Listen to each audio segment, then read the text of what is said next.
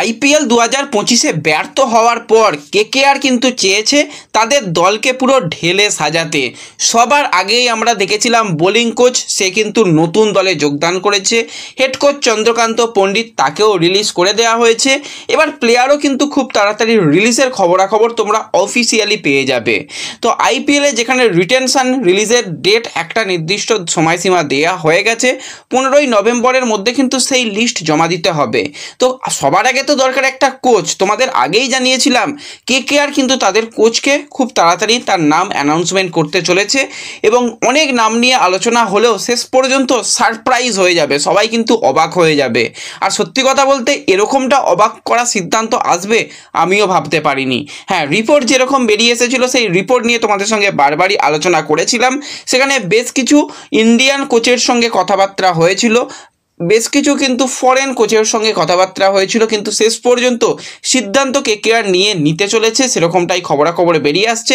আমি যখন ভিডিও বানাচ্ছি এখনও পর্যন্ত অফিসিয়াল অ্যানাউন্সমেন্ট হয়নি। অ্যানাউন্সমেন্টও হয়তো খুব তাড়াতাড়ি এসে যাবে যে কেকেআর দল কিন্তু নবনিযুক্ত তাদের হেড কোচ একজন ইন্ডিয়ান কোচকে করতে চলেছে। সেটা আর অন্য কেউ নয়, অভিষেক নায়ার। হ্যাঁ, তোমরা ঠিকই শুনছো, অভিষেক নায়ারকে কিন্তু আসন্ন মরশুমে কেকেআরের হেড কোচ হিসাবে দেখার সম্ভাবনা অনেক অংশ বেড়ে গেছে, শুধুমাত্র অ্যানাউন্সমেন্টটা বাকি রয়েছে। তো বেশ কিছুদিন ধরেই অভিষেক নায়ারের একটা গুঞ্জন শোনা গিয়েছিল, তোমাদের শেয়ার করেছিলাম যে নায়ারের সঙ্গে কথাবার্তা চলছে। এবার তাকে কি সেই অ্যাসিস্ট্যান্ট কোচ হিসাবেই রাখা হবে? যেহেতু এখনও কোচ আনা হয়নি, তো অ্যাসিস্ট্যান্ট কোচের পরামর্শ মেনেই কি দল গঠনের কাজ শুরু করা হবে, নাকি তাকে হেড কোচ করা হবে? কিছুদিন আগে আমরা দেখেছিলাম ভেঙ্কি মাহেশ্বরের সঙ্গে তারা বারবার মিটিং করে এবং সবশেষে যেটা আজকে বিগ ব্রেকিং রিপোর্ট আপডেট বেরিয়ে আসছে সেটা হচ্ছে যে নতুন হেড কোচ হিসাবে কিন্তু অভিষেক নায়ার, যাকে কিন্তু অ্যাসিস্ট্যান্ট কোচ হিসাবে গত বছর আইপিএল চলাকালীন তাকে নিয়ে আসা হয়েছিল, তাকেই কিন্তু এবার দায়িত্ব সামলাতে হবে কেকেআর দলের। তো দেখো, অভিষেক নায়ার নো ডাউট একজন ভালো মানুষ, সবার আগে এটা বলতে হবে, কারণ অভিষেক নায়ার যেভাবে ডোমেস্টিক প্লেয়ারদের নিয়ে কাজ করে, ইন্ডিয়াতে খুব কম এরকম কোচ রয়েছে যারা কিন্তু ডোমেস্টিক প্লেয়ারদের নিয়ে এত ভালো কাজ করে।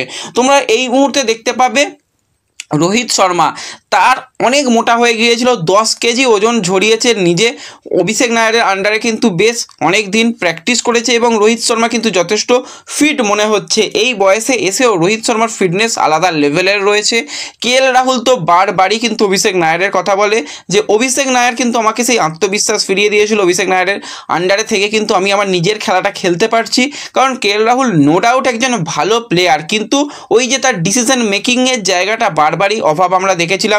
কোন জায়গায় কোন শট খেলবো, একটু তাড়াহুড়ো করতে গিয়ে রান পেত না, মাঝখানটা খুব অফ ফর্মে চলে গিয়েছিল, সেখান থেকে ফর্মে ফিরিয়ে এনেছিল কিন্তু অবশ্যই এই অভিষেক নায়ার। এবং অভিষেক নায়ার রিসেন্ট টাইমে যদি আমরা তাকাই, শুভমান গিল, ভেঙ্কটেশ আয়ার, রিঙ্কু সিংয়ের মতন প্লেয়ারকে যথেষ্ট ভালো গ্রুম করেছে এবং তারা কিন্তু এই মুহূর্তে যথেষ্ট ভালো প্রত্যেকটা প্লেয়ার খেলছে। এবং আমরা যদি রিসেন্ট টাইমে কেকেআর দলের দিকে তাকাই, সেখানেও কিন্তু আঙ্ক্রিস রঘুবংশীকে পুরো তো তৈরিই করেছে অবশ্যই অভিষেক নায়ার। এবং ভেঙ্কটেশ আয়ারকেও কিন্তু যখন নিয়ে আসা হয় সেটাও কিন্তু অভিষেক নায়ারের কল ছিল। রিঙ্কু সিং, প্রত্যেকটা ডোমেস্টিক প্লেয়ারের সঙ্গে খুব ভালো সম্পর্ক। তো এক্ষেত্রে কিন্তু অবশ্যই বলতে হয় যে অভিষেক নায়ার কিন্তু কেকেআর দলের হেড কোচ হিসাবে দায়িত্ব যখন পাচ্ছে, তো তার কিন্তু ডোমেস্টিক প্লেয়ারদের সঙ্গে সম্পর্ক যথেষ্ট ভালো। অ্যাসিস্ট্যান্ট কোচ হিসাবে সে কিন্তু কেকেআর দলের হয়ে আইপিএল 2024-এ চ্যাম্পিয়নও হয়েছিল, সেখানেও যথেষ্ট ভালো করেছে। এবার 2026-এ তাকে হেড কোচ হিসাবে দেখা যাবে। রিসেন্ট টাইমে কিন্তু আমরা তাকে WPL-এ ইউপি ওয়ারিয়ার্সেরও হেড কোচ হিসাবে দেখেছিলাম। এর আগে ক্যারিবিয়ান প্রিমিয়ার লিগেও তাকে আমরা হেড কোচ হিসাবে দেখেছিলাম। হ্যাঁ, ক্যারিবিয়ান প্রিমিয়ার লিগ তার মোটেই ভালো যায়নি সেই বছর, কিন্তু যে ক্যারিবিয়ান প্রিমিয়ার লিগের দল সেটা কিন্তু একদম নিচের দিকে শেষ করেছিল। তো দেখো, অনেক কিছু পজিটিভ দিক রয়েছে। ডোমেস্টিক প্লেয়াররা আরও বেশি স্বাধীনতা পাবে, আরও বেশি কিন্তু তারা ভালো খেলার চেষ্টা করবে। কিন্তু বিদেশি প্লেয়ারদের সঙ্গে অভিষেক নায়ারের সম্পর্ক কি আদৌ ভালো থাকবে? তো সেই বিদেশি একজন কোচ আনলে সেই সুবিধাটা হতো।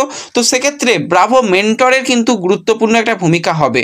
একটা সময় পর্যন্ত শোনা যাচ্ছিল হয়তো ব্রাভো সে চেন্নাই দলের বোলিং কোচ হিসাবে যোগদান করতে পারে, কিন্তু সিপিএল ভাই চ্যাম্পিয়ন করে দিয়েছে ব্রাভো, সে আর কোথাও যাচ্ছে না, সে কেকেআর দলে যেরকম মেন্টর রয়েছে মেন্টরই থাকবে। তো সেক্ষেত্রে কিন্তু বিদেশি প্লেয়ারদের নিয়ে যে কলগুলো নিতে হবে সেগুলো কিন্তু ব্রাভোর পরামর্শ মেনে নিতে হবে।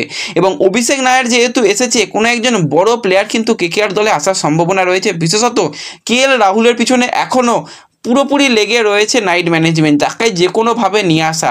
তো তাহলে অভিষেক নায়ার এসেছে, সঙ্গে KL রাহুলও কি বোনাস অপশান হিসাবে আসবে? এলে তো দারুণ হবে। উইকেট কিপার, ব্যাটসম্যান, ওপেনার, সঙ্গে ক্যাপ্টেন মেটেরিয়াল, তো অনেকগুলো অপশান কিন্তু KL রাহুল এসে যাবে এবং ইডেনের পিচে কিন্তু রাহুল যথেষ্ট ভালো খেলতে পারবে বলে আমার মনে হয়। তো অনেক কোচের সঙ্গেই কথাবার্তা হয়েছিল, ইয়ন মর্গানের সঙ্গে বেশ ভালো কথাবার্তা এগিয়েছিল।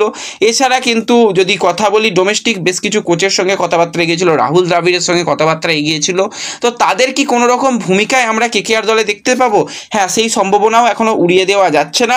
অ্যাসিস্ট্যান্ট কোচ হিসাবে হয়তো গাটিস যে রয়েছে তাকেই হয়তো দেখা যাবে, এবং অ্যাসিস্ট্যান্ট কোচ হিসাবে অন্য কোনো কোচকেও দেখা যেতে পারে, কিংবা মেন্টর হিসাবে যে কোনো কোচ ইয়ন মর্গানের মতন কাউকে মেন্টর হিসাবে দায়িত্ব দিয়ে অ্যাসিস্ট্যান্ট কোচ বা বোলিং কোচ হিসাবেও কিন্তু ব্রাভোকে দেখার সম্ভাবনা রয়েছে। তো সম্ভাবনা রয়েছে এখনও আরও একটি বড় কোনো নাম হয়তো KKRের সঙ্গে জুড়তে পারে, কিন্তু এই মুহূর্তে যে অবাক করা সিদ্ধান্ত সেটা হচ্ছে অবশ্যই অভিষেক নায়ার, তাকেই কিন্তু হেড কোচ হিসাবে KKR দেখতে চলেছে। তো অভিষেক নায়ার প্রায় চূড়ান্ত অফিসিয়াল ঘোষণাও এসে যাবে। প্রত্যেকটা নাইট সমর্থক কতটা খুশি হয়েছো, নাকি আরও বেটার কোনো অপশান এলে ভালো হতো, সেটা কিন্তু আমাকে কমেন্টে জানাতে কেউ ভুলো না। তো এই ভিডিওতে এটুকুই আলোচনা করার ছিল। ভালো লাগলে লাইক শেয়ার করে দিও, চ্যানেলে প্রথমবারের জন্য এলে সাবস্ক্রাইব করে নিও। দেখা হবে পরবর্তী ভিডিওতে। ধন্যবাদ।